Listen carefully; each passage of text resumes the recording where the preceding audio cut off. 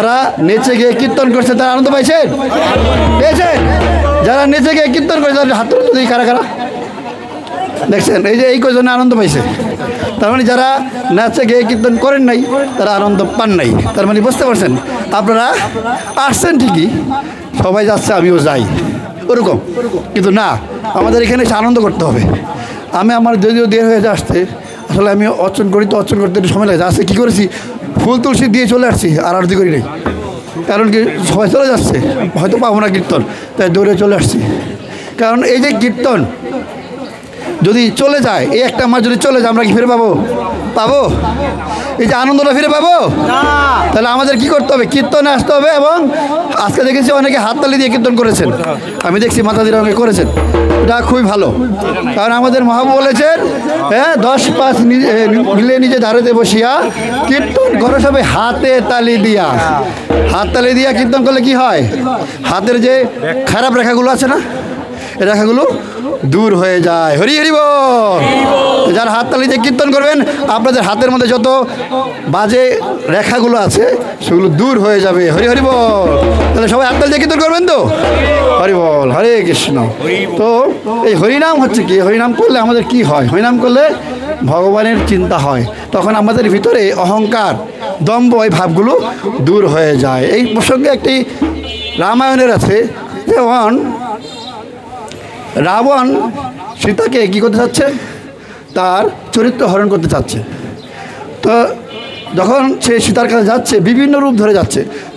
রাবণ ছিলেন রাক্ষস এবং সে মায়াবী ছিল, সে বিভিন্ন রূপ ধারণ করতে পারে। যেমন সীতাকে যখন হরণ করেছিল, তার কী রূপ ধরেছিলেন? হ্যাঁ, ব্রাহ্মণ, বৈষ্ণব, মনীষী ব্রাহ্মণ রূপ ধরেছিলেন।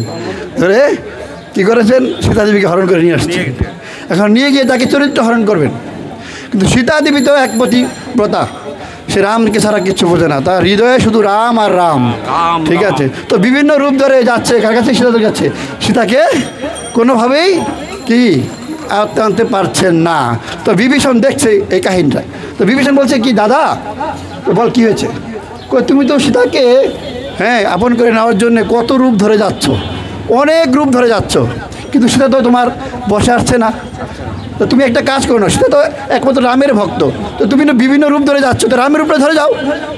রামের রূপটা ধরে গেলে তো তোমার সীতা তোমাকে বরণ করে নেবে। তখন রাবণ বলেছিল, দেখ রে ভাই, কোনো রূপের যদি কোনো চিন্তা করতে, কোনো রূপ যদি ধারণ করতে হয়, সেই রূপের চিন্তা করতে হয়। আর যখন রাম রূপের চিন্তা করি, তাহলে আমার ভিতরে আর হিংসা বিদ্বেষ থাকে না। আর সেইটাই আমার দ্বারা হলো না, কারণ আমি রামের চিন্তা করতে পারি না। আমি হচ্ছে কি, অসুর প্রকৃতি। তাই যে রামের চিন্তা, ভগবানের চিন্তা করবেন, তার ভিতরের অসুরত্ব ভাব, হিংসাত্ব ভাব আর থাকবে না। হরি নাম সংকীর্তন কি। তো গতকালকে একটা বিশেষ তিথি গিয়েছিল, আমি ভুলে গেছিলাম। গতকাল একটা বিশেষ তিথি গিয়েছিল, আপনারা জানেন কারা কারা? না না না না, গতকাল ছিল বহুলাষ্টমী। রাধাকুণ্ডের স্নান তিথি গেছিল। ওই তিথিতে, এই অষ্টমীতে যদি রাধাকুণ্ডে কেউ স্নান করে, সে রাধারানী বিশেষ কৃপা প্রাপ্ত লাভ করেন। হরি হরি বল। এটা গিয়েছিল গতকাল। আর বহুলা অষ্টমী হচ্ছে, বহুলা নামে একটা গাবি লীলা রয়েছে বৃন্দাবনে। অনেক বনের মধ্যে মুখ্য হচ্ছে 12টি বন, তার মধ্যে একটি হচ্ছে বহুলা বন। এই বহুলা বন নামকরণ হয়েছিল, বহুলা নামে একটি গাবি ছিল। সেই গাবিটি এক রাখাল রাজা তার সমস্ত গাভী নিয়ে বনে ঘাস খাওয়াতে নিয়ে যান। তো একটি গাভী কী করেছে, তার জল পিপাসা পেয়েছিল। সে জল পিপাসা পাওয়ার জন্য সে কী করেছে, দল ছুট হয়ে ওই পুকুর থাকে না, কুণ্ড, বৃন্দাবনে কুণ্ড বলা হয়, সে কুণ্ডে জল খাওয়ার জন্য চলে গেছে। চলে যাওয়ার পর এখন সেখানে ওই যখন বনের মধ্যে যখন পুকুর থাকে না, জল থাকে না, তখন বিভিন্ন জীবজন্তু আসে জল খাওয়ার জন্য। খাওয়া শেষে জল খাবে, তখন ওখানে বাঘও আসছে। তখন বাঘ এসে দেখে, বাহ সুন্দর, আমার আহার রেডি। এখন সুরভি, ওই গাভীর নাম ছিল হচ্ছে বহুলা, গাভীটার নাম ছিল বহুলা। তো এখন বাঘ বলছে, আজকে তো পেয়েছি আমার আহার। এখন ওই গাভীটাকে বলছে, দেখ, তুই হচ্ছিস আমার আহার, আমি তোকে এখন খাবো। কারণ প্রকৃতির নিয়ম অনুযায়ী খাবার ভাগ করে দেওয়া আছে। তো আমি এখন ক্ষুধার্ত, আমার খাবার তুমি আমার সামনে রেডি, আমাকে এখন তোমাকে খেতে হবে। তখন ওই বহুলা গাভী বলেছিল, ঠিক আছে তুমি তো আমাকে খাবে, কিন্তু আমাকে একটু সময় দাও, আমি বাড়িতে যাব, আমার সন্তান রয়েছে, তাকে আমি দুগ্ধ পান করিয়ে দিয়ে চলে আসবো। একথা বলে তখন বৃন্দাবনের ভক্ত একটু ভদ্র টাইপের, হ্যাঁ, তো ঠিক আছে তুমি আসবো তো ফিরে? হ্যাঁ আমি কথা দিচ্ছি আমি ফিরে আসবো। দেখুন তো কী করছে, ও চলে গেছে। এখন যখন ওই যে বাড়ির মালিক সে বাড়িতে উনি চলে গেল, তখন সে তার বাচ্চা তাকে দুধ খাওয়াচ্ছে আর কান্না করছে। তো এখন ওই বাছুর দুধ খাচ্ছে আর মা দিয়ে তাকাচ্ছে, মা কান্না করছে। অন্যদিন তো মা কান্না করে না, আসে কেন কান্না করছে? তখন বলছে মা তোমার কি হয়েছে, তুমি কান্না করছো কেন? যে দেখ বাবা, আজকে তোর আমার শেষ দুধ খাওয়ানো, আর তোকে আমি দুধ খাওয়াতে পারবো না। কেন? বলছে আমি বনে গিয়েছিলাম, সেই বনে একটা বাঘ আমাকে আক্রমণ করেছে, আমাকে বলেছে সে আমাকে খাবে, এবং আমি তাকে কথা দিয়ে আসছি যে আমি তোমাকে দুধ খাওয়ার পর তার কাছে যাব, তার ভক্ষ হব। তখন ওই বাছুর বলছে তোমাকে যেতে হবে না, আমি যাবো তার তোমার উপরে করতে। ও তখন বলছে ওই বাছুর যাবে। তখন যখন মা এবং সন্তানের মধ্যে কথা হচ্ছে, আমি যাব তুমি যাবো এরকম করছে, এর মধ্যে মালিক যে রাখাল সে এই কথাটা শুনতে পেয়ে এখন সে বলছে তোমাদের কাউকে যেতে হবে না, আমি যাচ্ছি বাঘের খাবার হয়ে। এখন করে এরকম বাড়াবাড়ি করতে তিনজনই সেই বাঘের কাছে গিয়ে হাজির। এখন বাঘ বলছে বাবা চাইলাম এক হয়ে গেল 3, হরি বল।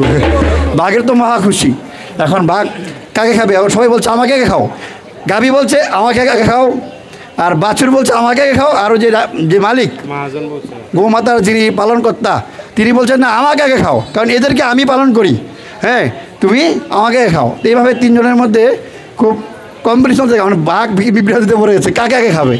তো এর মধ্যে এই সংকটের মধ্যে তখন ভগবান শ্রীকৃষ্ণ সেখানে আবির্ভূত হলেন, হরি বল। মানে এসে তখন কি করলেন, ওই বাঘের মাথার মধ্যে তার চরণ স্পর্শ করলেন। তখন বাঘের চিন্তা চেতনা পরিবর্তন হয়ে গেল, হরি বল।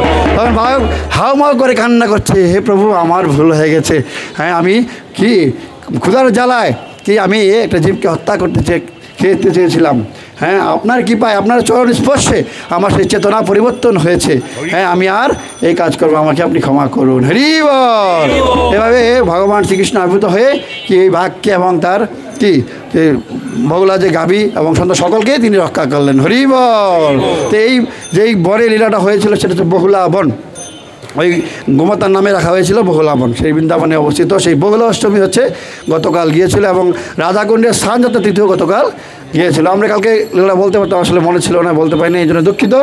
তাই সকালে বলুন হরে কৃষ্ণ হরে কৃষ্ণ কৃষ্ণ কৃষ্ণ হরে হরে, হরে রাম হরে রাম রাম রাম হরে হরে। জয় নাম সংকীর্তন কি, জগৎগুরু শিল প্রভুপাদ কি, তাতি বাজার শ্রী হরে কৃষ্ণ নামট্ট সংঘ কি, নামট্ট সংঘের সকল ভক্তবৃন্দ কি, তাই গৌর প্রেমানন্দে। তো এখন আজকের যিনি প্রসাদ দিয়েছেন আমাদের তিলকের সঙ্গে ঘোষণা করবেন। আমাদের কাজল পোদ্দার